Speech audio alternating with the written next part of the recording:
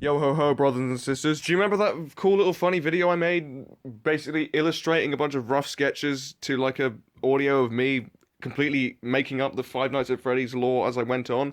That video did pretty well, and I said in the video that, well, if it did well, I would make a sequel. And that's what this is. I'm basically gonna do what I did last time, except cover the other two games because I don't have the mental capacity to do like the entire bloody series. I'm not a freaking brain box, so I can't do that. But at least you get the last two games because, fun fact, probably everyone knows this already. There was only going to be three games. It was only going to be one, two, and three, and that was going to be it. But nah, that sweet, sweet money. We all need a bit of money in our lives. Anyway, just gonna ramble on. If I can remember what happened last time? So we had Joe and Hamilton. Hamilton was like a furry artist or something, and Joe was like a restaurateur, and they like combined their skills and made a restaurant, and a bunch of crazy things happened. Something like that. I don't know. Watch the last video to get caught up or something. I think I'm gonna have to watch it before like properly improvising. But also, we've got a special guest with us today. I'm not gonna be doing this alone. We've got a special guest with us today. You may recognize her from the Five Nights at Freddy's series, but slightly different. Oh my god, it's tie-dye chick. This is the weirdest Christmas present I think I've ever got. This is like a stocking present I got in Christmas, and I got it out. And you know when you get a Christmas present, and you don't really like it, but you have to pretend you like it, so you're like, oh yeah, this is cool. Yeah, I definitely think this is cool. That's what I had to do. But in all fairness, I mean, it's cool, I suppose. Yeah, who doesn't want a weird variant of Chica that looks like covered in ketchup and mustard or something? Why not? So we're gonna be doing a funny unboxing of this. Pure strength. Awaken. Shit, the cupcake's falling out. Got some bad news, lads. I didn't know that there was wires tying the figure down into the box. So as I was trying to open it, it broke. The bloody thing broke in 1,000. Well, this is entirely my fault for not knowing that there was flipping things tying it down. That was a pretty silly move on my part. Will I be able to fix it? I don't know. So I guess that's just going to be there for now. I don't know. Maybe it will help with my creative vision. Okay, without further ado, I should probably go and like watch or rather listen to like the audio I did for the last one because I've kind of forgotten the majority of the story and I need to refresh it. And then after that, I just completely make everything up on the spot like I did last time, and illustrate it, and hopefully you enjoy whatever crazy machinations I come up with. All right, I better go and watch it now, and then improvise. See you. Wait, what do you mean? See you? Okay, go. Let's go. Let's do it. Okay, so it's a year after the events that have happened at the first Freddy Fazbear's Pizza location. Joe has been arrested, Mo has gone into hiding, and Hamilton is once again penniless and is desperate for money. And because of the success of his first restaurant, Hamilton is more desperate for money than ever before, and he decides to formulate a plan to get all of his money back and make even more money than before. And in order to do this, Joe enlists the help of Mike in becoming his new business partner. He enlists the help of some guy called Jeremy to make the robots, and he uses his last remaining earnings from the first location to make a new restaurant to create Freddy Fazbear's Pizzeria Improved Version 2.0. And because of how desperate Hamilton is for money, he pours absolutely everything he has into this new rendition of the restaurant. He goes all out. He spends all of the money on the advertising, the games, the rides, the furnishing. He amps up the grease factor in the food. He over-sexualizes one of the animatronic characters to get more publicity from the adults. He adds 2 new characters. He's basically going all the way with this. He also stashes away all of the old animatronics from the previous locations in the parts and service room, and while he's clearing all of them up, he happens to find a landmine inside Freddy's hat. But he's too focused on making money at the moment, so he doesn't really care. And after doing all the preparations and making all the advertising and all that stuff, the new improved version of Freddy Fazbear's Pizza is born. And despite all of the actual chaos that occurred in the last location, and all of like the insanity that's associated with Hamilton, because of Mike's charismatic approach to how the business is run, and Fritz's... Wait, no, his name's Jeremy, isn't it? Jeremy's aptitude for making the new improved animatronics, the new version of Freddy Fazbear's Pizzeria is a complete and utter hit, just like the first one, and once again, Hamilton starts making a shed load of money, and he sinks into the pit of greed once again. I mean, the poor guy just never learns. And as the new and improved version of Freddy Fazbear's Pizza is making a shed load of money, you're probably wondering what happened to Joe after he got arrested. Well, unfortunately, Joe's dead. Don't ask me how. Joe just somehow died after he got arrested. I mean, maybe he died from, like, heart disease, because, I mean, the amount of greasy food he made and ate... I mean, he's probably more grease than human at this point, so, I mean, it seems likely that he would die. But anyway, Joe's dead, and that's very tragic, but luckily, Joe's spirit rises from the grave, and he seeks revenge for all of the stuff that Hamilton did to him. Yet again. And so Joe uses his newly required spirit powers to go inside one of the new characters, the puppet guy, whatever his name is. I've forgotten the majority of the characters' names in this. So he goes into the puppet guy, and he uses his newfound ghost powers to make all of the new characters evil. And he also makes all of the old animatronics evil also, causing double the chaos in the new restaurant.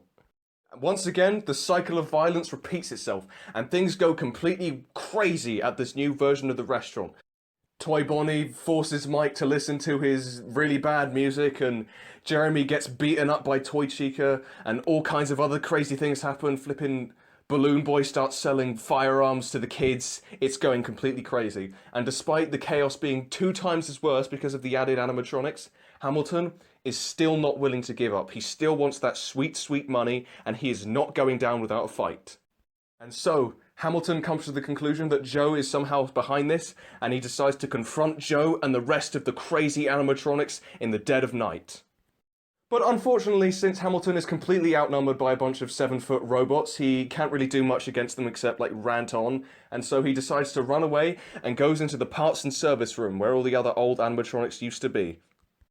Hamilton is cornered by all of the animatronics in the parts and service room, but then he comes up with a plan. He notices one of the old costumes that were used in, like, the kind of prototype stages of the first location, and he thinks to himself, maybe if I put that costume on, they'll think that I'm one of them, and they'll cancel out this whole attack. And he does just that. He puts on the old costume, and the animatronics completely fall for it, and it looks like that Hamilton is finally safe, and the animatronics all turn away. But unfortunately, as Hamilton is about to make his exit, he steps on something, and he looks down to see what it is, and it just so happens to be the landmine that was in Freddy's hat. And of course,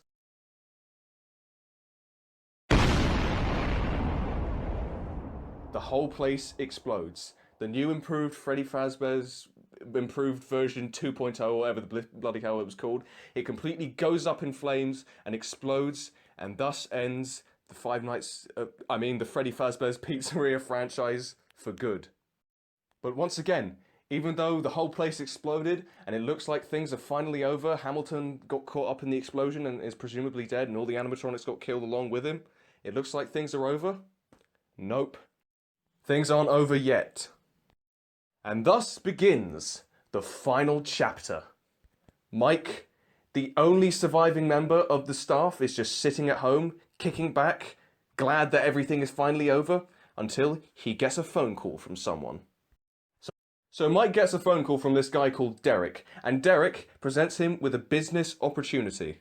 Derek happens to know about all of the escapades that happened at the 2 main locations of the Freddy Fazbear's Pizzeria. He knows all about the events that transpired in both of them, and he thinks that he can make a profit out of it.